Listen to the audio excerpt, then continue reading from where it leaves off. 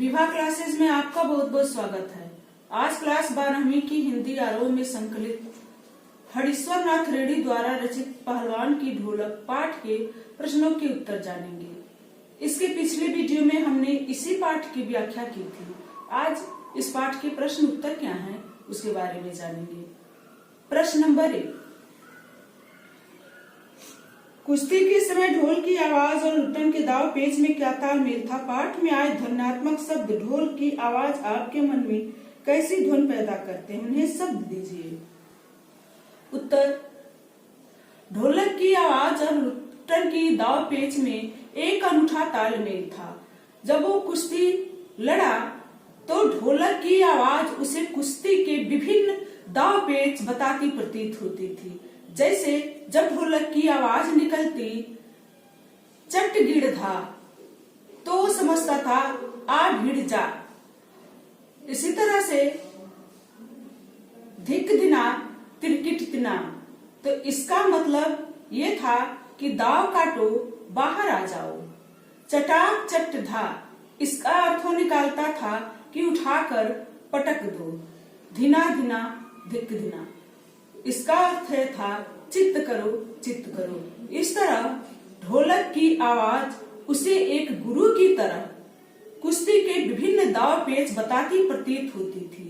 ढोलक की आवाज हमारे भी मन में उत्साह भरती है, जोश भरती है। ढोलक की आवाज से मन उत्साहित होता है और मन को आनंदित करता है। प्रश्न नंबर 2, कहानी के किस किस मोड़ पर लुट्टन के जीवन में क्या क्या परिवर्तन आए। उत्तर, कहानी के अनेक स्थल पर लुट्टन के जीवन में कई परिवर्तन आए। लुट्टन के माता पिता का देहांत बचपन में ही हो गया था। 9 वर्ष की उम्र में उसकी शादी हो गई। लुट्टन का पालन पोषण उसकी विधवा सास ने किया। जब वो किशोरावस्था में था तो श्यामनगर गांव में मेला देखने गया। वहां पर चांद सिंह नाम के एक जबरदस्त पहलवान से कुश्ती लड़ी और उसको पराजित कर दिया। वहां पर राजा ने प्रसन्न होकर उसको राज पहलवान के रूप में रख दिया और उसके बाद से वह राज दरबार में ही रहने लगा तथा वहीं से उसका खर्चा चलने लगा। उसकी शादी भी हुई, 2 बच्चे भी हुए, लेकिन पत्नी ही जल्दी स्वर्ग सिधार गई। 10-15 साल तक उसका इसी दरबार में जीवन बीतता रहा। फिर बूढ़े राजा की मृत्यु होने के बाद से नए राजकुमार का आगमन हुआ और व्यवस्था बदली तथा उससे राज पहलवान का दर्जा छीन लिया गया। उसको दरबार से निकाल दिया गया। वह गांव में आकर गांव के बाहर एक झोपड़ी डालकर वहां रहने लगा। फिर जब गांव में महामारी फैली तो महामारी के चपेट में उनके दोनों बच्चों की मौत हो गई। अपने पुत्र की मौत के बाद 4-5 दिन के बाद खुद लुट्टन पहलवान की भी इसी महामारी की वजह से मृत्यु हो गई। तो इस तरह कहानी के अनेक स्थल पर लुट्टन पहलवान के जीवन में अनेक घटनाएं घटी। प्रश्न नंबर 3, लुट्टन पहलवान ने ऐसा क्यों कहा होगा कि मेरा गुरु कोई पहलवान नहीं, यही ढोल है। उत्तर, कुश्ती सीखने के लिए पहलवान गुरु की जरूरत होती है, अखाड़े की जरूरत होती है, लेकिन लुट्टन के पास कोई पहलवान गुरु नहीं था। वह ढोलक की आवाज सुनकर ही, ढोलक के ताल के द्वारा ही अपनी कुश्ती का दाव पेच लगाता और ढोलक के द्वारा निकली हुई आवाज से ही अपने दाव पेच सीखता था। वो उसी ढोलक के द्वारा ही नियमित अभ्यास किया करता था। और जब चांद सिंह से कुश्ती लड़ा तो सारा जन समुदाय चांद सिंह के तरफ था। लुट्टन अकेला था, सिर्फ ढोलक की आवाज ही उसके तरफ थी। जैसे गुरु शिष्य को उत्साहित करता है, उसको दाव पेच सिखाता है, उसमें ऊर्जा भरता है, उसको शाबाशी देता है, उसी तरह से ढोलक की आवाज ही उसके तरफ लगी। ढोलक की आवाज उसे कुश्ती के तरह तरह के दाव पेच सिखाती प्रतीत होती तथा आदेश देती प्रतीत होती। इसी वजह से वह दंगल जीत गया और जाके ढोलकों को प्रणाम किया, जैसे गुरु को प्रणाम किया जाता है। इसी वजह से वो कहा होगा कि मेरा गुरु कोई पहलवान नहीं, बस यही ढोल है। प्रश्न नंबर 4, गांव में महामारी फैलने और अपने बेटों के देहांत के बावजूद लुट्टन पहलवान ढोल क्यों बजाता रहा? उत्तर, गांव में जब महामारी फैली तो गांव की स्थिति काफी दयनीय थी। गांव में रोज मौतें हो रही थी, 2, 4, 5 मौतें रोज हो रही थी। लोग काफी निराश हो गए थे, उदासीनता में धंसे हुए थे। लोग एक सदमे में थे कि कल क्या होगा, कल किसकी मौत होगी। लुट्टन पहलवान पूरा दिन और पूरा रात ढोलक बजाता रहता था ताकि गांव में जो उदासी फैली है वो कम हो सके, लोगों के मन में निराशा न हो सके। और इसका प्रभाव भी पड़ा, उत्साह वर्धन होता था ढोलक की आवाज सुनकर लोगों के मन में। लोग रात में जब ढोलक की आवाज सुनते तो उनके मन में यह होता कि हाँ चलो, रात की इस घने अंधेरे में, रात की भीषणता में हम अकेले नहीं है, हमारे साथ कोई ढोलक बजा रहा है, हमारे साथ कोई जगह है। इससे उनके मन में काफी उत्साह आता, उनके आंखों में चमक आ जाती थी। और बेटों के मृत्यु के बावजूद भी वो ढोलक बजाना नहीं छोड़ा। लुट्टन पहलवान ने फिर आके दिन और रात ढोलक बजाना शुरू किया, क्योंकि बेटों की मौत के बाद से ऐसा ही निराशा उसके अंदर भी थी, उसके भीतर भी थी। तो वह ढोलक बजा के इस निराशा को कम करना चाहता था। लुट्टन सिंह एक पहलवान था और एक कलाकार था। कलाकार को अपनी कला प्रिय होती है और अपनी कला के माध्यम से लोगों के अंदर सकारात्मकता और जीवंतता भरती है। तो लुट्टन भी ढोल बजा बजा के लोगों के अंदर उदासीनता कम करता था और गांव में तथा लोगों में उत्साह भरता था। इसी वजह से लुट्टन ने बेटों की मौत के बाद भी ढोलक बजाना बंद नहीं किया।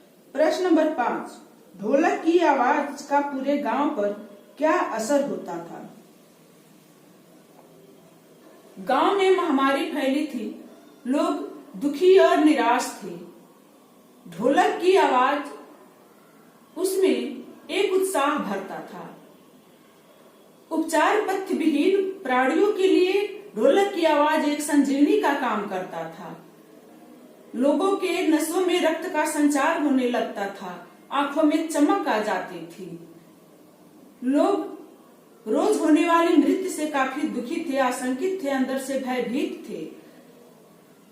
और मृत्यु की आशंका से, बीमार बूढ़े बच्चों को मृत्यु की आशंका से जो डर रहता था अंदर, वो ढोलक की आवाज से कम होता था। ढोलक की आवाज में कोई बीमारी की दवा नहीं थी, न ही महामारी को कम करने की दवा थी, लेकिन ढोलक की आवाज सुनते ही उनके सामने दंगल का दृश्य आ जाता और मरते हुए प्राणियों को आंख मूंदते समय मौत का डर नहीं होता था। महामारी फैलने के बाद में सूर्योदय और सूर्यास्त के दृश्य में क्या अंतर होता था?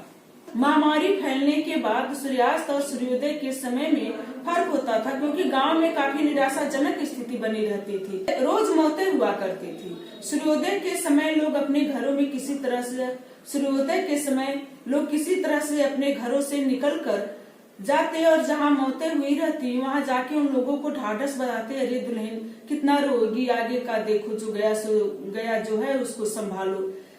लेकिन रात में सारे लोग घर में घुस जाते थे, कोई किसी को ढाढ़स बढ़ाने वाला नहीं होता था। रात सन्नाटा था और रात की भीषणता घराती प्रतीत होती थी। चारों तरफ डरावनी आवाजें कुत्ते और झिंगुरों की सुनाई देती थी। उसमें लुट्टन पहलवान की ढोलक की आवाज ही उस रात की भीषणता को ललकार कर चुनौती देती। प्रश्न नंबर 7, कुश्ती या दंगल पहले लोगों और राजाओं का प्रिय शौक हुआ करता था। पहलवानों को राजा एवं लोगों के द्वारा विशेष सम्मान दिया जाता था। यह एक कथन है, इसमें कई सारे प्रश्न पूछे गए हैं। ऐसी स्थिति अब क्यों नहीं है? ये बात सही है कि पहलवानी पहले राजाओं और सामान्य लोगों को काफी शौक हुआ करता था। लोग काफी रुचि से इसको देखते थे और पहलवानों को काफी सम्मान मिलता था। लेकिन स्थिति अब ऐसी नहीं रही है, क्योंकि समय बदल गया है, परिस्थितियां बदल गई है, लोगों का शौक बदल गया है। अब वो राजा भी नहीं रहे और उस शौक के लोग भी नहीं रहे। पहलवानी में काफी ज्यादा खर्चा होता है, उसके लिए नियमित अभ्यास करना पड़ता है। अब ऐसा करना लोगों के लिए इतना आसान भी नहीं है। अब इसके जगह नए नए खेलों में रुचि लेने लगे हैं, शौक दूसरे हो गए हैं। इसी वजह से कुश्ती अब प्रिय शौक नहीं रह गया है और पहलवानों को भी अब सम्मान पहले जैसा नहीं मिल रहा। इसकी जगह अब किन खेलों ने ले ली है? हमारी लोक कला कुश्ती वास्तव में अब नहीं के बराबर है। इसके जगह कई खेल शौक में आ गए हैं, जैसे cricket, volleyball, hockey, table tennis, basketball इत्यादि। कुश्ती को फिर से प्रिय खेल बनाने के लिए क्या क्या कार्य किए जा सकते हैं? कुश्ती को फिर से प्रिय खेल बनाने के लिए सरकार और जनता दोनों को सामने आना चाहिए और इसका जगह जगह प्रचार प्रसार करना चाहिए, विज्ञापन द्वारा, दूरदर्शन द्वारा। इसके लिए प्रयोगशालाएं होनी चाहिए जिसमें कि नियमित व्यायाम किया जा सके। पहलवानी को राजकीय संरक्षण मिलना चाहिए, इसके लिए निश्चित वेतन होना चाहिए, क्योंकि कला के नाम पर ही बस जीवन यापन नहीं हो। इसके लिए राजकीय संरक्षण चाहिए और वेतन निर्धारित होना चाहिए तथा रिटायर होने के बाद भी रोजी रोटी की व्यवस्था होनी चाहिए। ऐसा करने से कुश्ती को फिर से हम प्रिय खेल बना सकते हैं। आशय स्पष्ट करें। आकाश से टूटकर यदि कोई भावुक तारा पृथ्वी पर जाना भी चाहता तो उसकी ज्योति और शक्ति रास्ते में ही शेष हो जाती थी। अन्य तारे उसकी भावुकता अथवा सफलता पर खिलखिलाकर हंस पड़ते थे। लेखक ने प्रतीकात्मकता के साथ साथ इसमें व्यंग भी किया है कि गांव की स्थिति इतनी दुखद थी, इतनी उदासीन स्थिति थी, लोग काफी निराशा में डूबे हुए थे।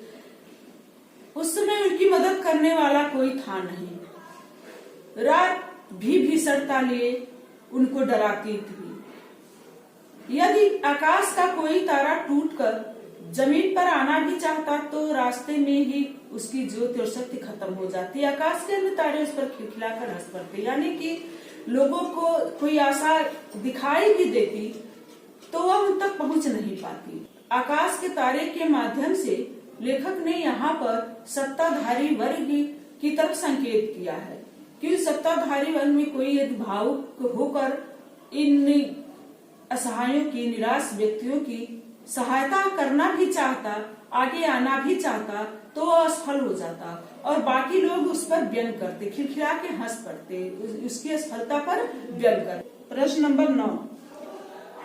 पाठ में अनेक स्थलों पर प्रकृति का मानवीकरण किया गया है, अर्थात प्रकृति के उपादानों को मानवीय क्रियाएं करते हुए दिखाया गया है। पाठ में ऐसे अंश चुनिए और उनका आशय स्पष्ट कीजिए। पाठ में कई स्थानों पर प्रकृति का मानवीकरण किया गया है। मानवीकरण उससे कहते हैं कि जब प्रकृति को मनुष्य जैसे क्रियाकलाप करते दिखाया जाए तो उसे प्रकृति का मानवीकरण करते हैं। इसमें कई जगह इस तरह से किया गया है, जैसे अंधेरी रात चुपचाप आंसू बहाए जा रही थी। रात आंसू नहीं बहाती है, प्रकृति है, लेकिन इसका मानवीकरण किया गया है कि लोगों के दुख से रात भी दुखी थी और ऐसा लगता था कि वह भी बेचारी कुछ न कर सकने में असमर्थ थी और उनके दुख के कारण चुपचाप आंसू बहा रही। गांव भावार्थ शीश की तरह थर-थर कांप रहा था। महामारी के समय रोज मौतें हो रही थी। लोग काफी डरे हुए, सहमे हुए, उदासीन थे कि कल क्या होगा, कल किसकी मौत होगी, कौन महामारी के चपेट में आएगा। इस वजह से गांव भयभीत शिशु की तरह कांप रहा था, डरा हुआ था, अंदर से भयभीत हो रहा था, कांप रहा। निस्तब्धता अपने सिसकियों और आहों को बलपूर्वक अपने हृदय में दबाने की चेष्टा कर रही थी। निस्तब्धता मतलब सन्नाटा। रात में जो सन्नाटा फैला रहता था, जो निस्तब्धता थी, ऐसा लगता था कि रात भी रोना चाहती है, आहें निकल जाएंगी रात को भी, लेकिन रात इन अपने सिसकियों को और आहों को अपने भीतर ही दबाए रखने की चेष्टा कर रही थी, यानी दबाए रखने की कोशिश कर रही हो। मतलब रात भी डरावनी सी, दुखी और उदासीन थी। अन्य तारे इसकी भावुकता और असफलता पर खिलखिलाकर हंस पड़ते थे। गांव की निस्तब्धता भरे माहौल और सुनी रात, अंधेरी रात में यदि कोई तारा धरती पर आना चाहता तो बीच में ही असफल हो जाता और अन्य तारे उसकी भावुकता और असफलता पर खिलखिलाकर हंस पड़ते। मतलब कोई यदि इनकी मदद करना भी चाहता, कोई सहृदय इंसान यदि इनकी सहायता की तरफ आना चाहता, इनसे सहानुभूति भी प्रकट करना चाहता, इनकी थोड़ी मदद भी करना चाहता, तो उसमें सफल नहीं हो पाता, वह असफल हो जाता और उसकी असफलता पर बाकी जो उच्च वर्ग के लोग थे वो हंसते, व्यंग में उसकी हंसी उड़ाते। इस तरह से पहलवान की ढोलक पाठ का प्रश्न उत्तर समाप्त हुआ। आशा है आपको समझ में आ गई होगी। अगर कोई भी प्रश्न पूछना हो तो आप कमेंट बॉक्स में उसको लिख सकते हैं, हम उसका उत्तर जरूर देंगे। अगले वीडियो में हम अगले पाठ के साथ मिलेंगे, तब तक के लिए धन्यवाद।